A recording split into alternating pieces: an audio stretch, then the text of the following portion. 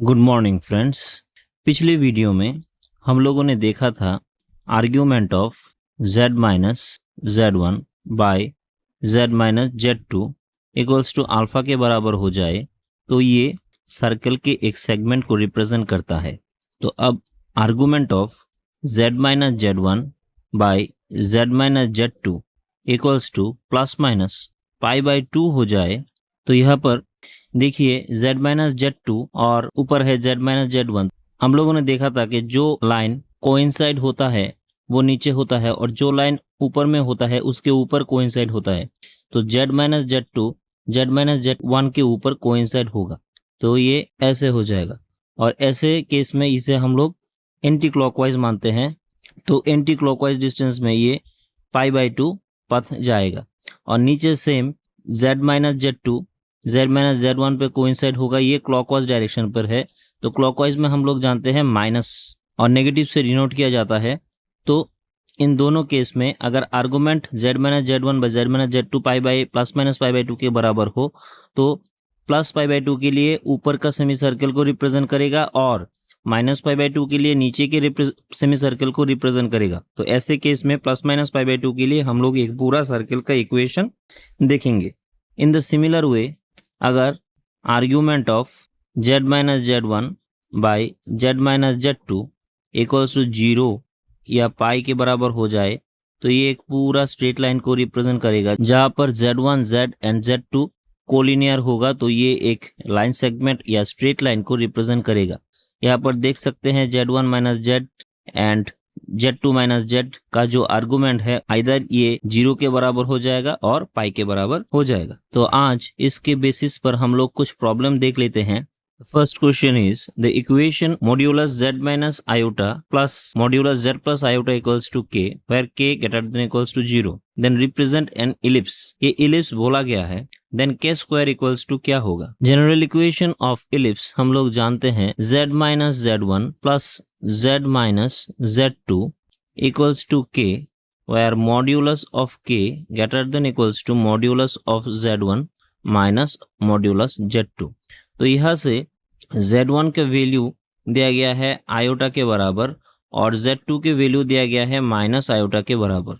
तो लिख ले z1 minus iota plus z1 z plus iota equals to k where modulus of k greater than equals to, since ये ellipse बोला गया है तो iota minus minus plus iota. तो यहाँ से modulus of k greater than 2 iota. अब modulus को अगर हम तोड़े तो यहाँ से हो जाएगा k square plus 0 greater than equals to ये हो जाएगा 2 स्क्वायर प्लस 0 स्क्वायर। तो यहाँ से लिख सकते हैं modulus of k greater than equals to 2 और k square greater than equals to 4 और यही आंसर हो जाएगा। Next question is if z equals to 1 minus t plus iota root over t square plus t plus 2 where t is a real parameter then locus of z in the argand plane। argand plane में आप लोगों को locus निकालना है। तो let यहाँ से choose कर लेते हैं z equals to x plus iota y एक कॉम्प्लेक्स नंबर है जिसके बराबर है 1 minus t plus iota root over t square plus t plus 2। तो कंपेयर कर ले तो यहाँ से लिख सकते हैं x equals to 1 minus t real part और y equals to root under t square plus t plus 2। तो यहाँ से स्क्वायर कर ले बोथ साइड तो हो जाएगा T square plus t plus 2। अब यहाँ से x की वैल्यू पुट कर दे तो t equals to 1 minus x. तो 1 माइनस एक्स इसका whole square 1 minus x plus 2 1 minus 2x plus x square plus 1 minus x plus 2। तो यहाँ से हो जाएगा x square minus 2x minus x 2 plus 1 3 and plus 1 4। तो ये हो जाएगा x square minus 3x plus 4। तो इसे ऐसे भी लिखा जा सकता है x square minus 2 into x, यहाँ पर 3 तो यहाँ पर एक 2 कैंसिल तो यहाँ पर 3/2 इंटू हो गया तो इसे लिख सकते हैं 3/2 होल स्क्वायर। ये एक्स्ट्रा है तो ये 3/2 इसका होल स्क्वायर का माइनस प्लस 4। तो ये हो जाएगा x माइनस 3/2 होल स्क्वायर और ये पूरे को सम कर ले तो हो जाएगा 7/4। So from here we can write x minus 3/2 whole square, and if we take sum, so this is 9/4 plus 4, and this is 7/4. The ultimate value is y square equals to x minus 3/2 plus 7/4, which is nothing but an equation of hyperbola. Is because we can write here y square minus x minus 3/2 whole square equals to 7/4, and this can be written as y square by 7/4 minus x minus 3/2 whole square, this by 7/4 equals to 1. तो last question है ये हमारा। तो इस पे दिया गया है plot the region represented by π/3 less than equals to argument of z+1 by z-1 less than equals to 2π/3। इस इक्वेशन के बेसिस पर जो रीजन आएगा वो आर्गन प्लेन में क्या होगा इसे दिखाने को बोला गया है। तो हम लोग एक जो लोकस हम लोगों ने देखा था वहां पर देखा था argument of z-z2 by z-z1 equals to, ये अल्फा के बराबर हो जाए तो ये सर्कल के एक सेगमेंट को रिप्रेजेंट करता है। तो यहाँ पर दिया गया है z1 equals to suppose 1,0 point and z2 equals to -1,0 point.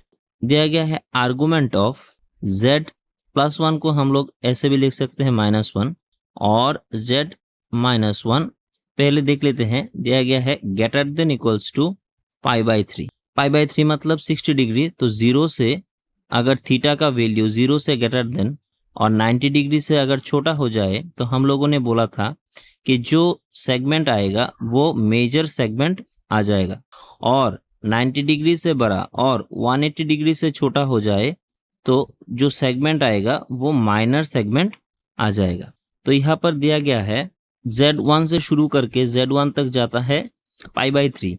तो ये z1 से ऐसे शुरू करके π/3 घूमकर z-z2 तक जाता है। ये जो मेजर सेगमेंट है ये आ जाएगा, क्योंकि यहाँ पर अगर हम लोग और एक एंगल ऐसा ले ले तो ये भी π/3 के बराबर ही हो जाएगा। हम लोगों ने ये प्रूफ पिछले दिन किया था। तो ऐसे करके ये एक पूरा जो बाउंड्री रीजन आएगा ये एक पूरा मेजर सेगमेंट आएगा। तो π/3 के ग्रेटर देन हो जाए तो π/3 के ऊपर इस रीजन पे होगा, अगर नीचे होता तो इस रीजन पे होता। तो ये हो गया 1। अब सेकंड जो कंडीशन दिया गया है वो है आर्गुमेंट ऑफ z-1 से z- नीचे दिया गया है z-1 less than equals to 2π/3, और 2π/3 हो जाता है 120 डिग्री। तो 120 डिग्री अगर हो जाए तो 90 डिग्री से बड़ा, तो ये माइनर सेगमेंट को रिप्रेजेंट करेगा। मतलब z-z1 तो यहाँ पर हो गया 1 और z2 हो गया -1, z1 + 0i आप लोग ऐसे लिख सकते हैं 0i आयोटा। तो 1 से लेकर -1 तक जाता है z ऐसे, तो ये हो जाएगा 2π/3 एंगल। मतलब ये माइनर सेगमेंट को रिप्रेजेंट करेगा, और ये माइनर सेगमेंट के लेस देन अगर है तो माइनर सेगमेंट के नीचे वाला पोर्शन हो जाएगा। तो मतलब यहाँ पर ये जो आर्गुमेंट दिया गया है वो π/3 के ऊपर और 2π/3 के नीचे, मतलब ये रीजन को ये पूरा रिप्रेजेंट करेगा इस इक्वेशन से। तो आशा करता हूँ समझ गए होंगे। तो आज के लिए हम यही खत्म करते हैं। Thank you and good bye.